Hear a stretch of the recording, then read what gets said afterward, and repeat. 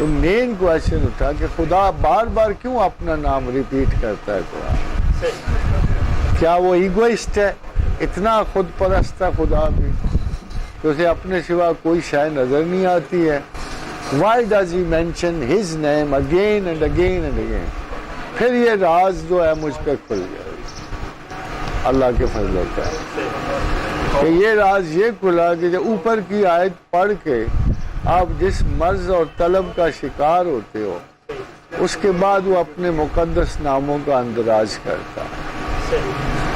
مثلا وہ جو بڑے بڑے امراض ہیں آپ کے اندر، جیسے اس نے کہا کہ عزرت الانفس الشح، میں نے تمام جانوں کو بخل جان پہ جمع کیا، مگر اگر خدا نہ چاہے تو کسی جان کو بخل جان سے نجات نہیں۔ اس کے بعد اس نے کہا واللہ شکور حلیم عالم الغیب والشہادۃ العزیز الحکیم۔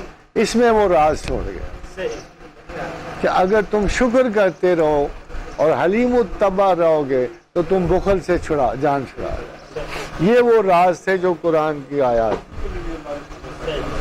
جب اس نے کہا ان اللہ یغفر الذنوب جميعا، اللہ تمہیں تمام گناہوں سے مغفرت بخشتا ہے، انہ هو الغفور الرحیم، تو جو اسماء آپ کمپلیٹ مغفرت کے لیے استعمال کرو گے وہ غفور الرحیم کے۔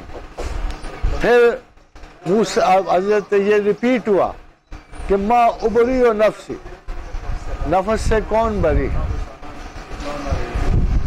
ان النفس لعمارۃ بالسوء، یہ تمہیں ہمیشہ برائی کا حکم دیتا ہے، الا ما رحم ربی، ہاں اگر اللہ رحم کرے تو نجات ہے، ان ربی غفور الرحیم۔ دیکھا آپ نے راز کیسے کھولتا ہے؟ یہ وہی غفور الرحیم، سمجھ آ گئی نا آپ کو؟ تو یہ وہ اپنے لیے نہیں لکھتا، وہ روب نہیں ڈالتا، وہ آپ کے بدترین جو ہے نا، جو آپ کے نفس کے اشکال، ان کو لکھتا ہے، پھر دور کرنے کے لیے پھر نیچے اپنے وہ اسماء گرامی لکھتا ہے جن سے آپ اس بحران پہ قابو پا سکتے۔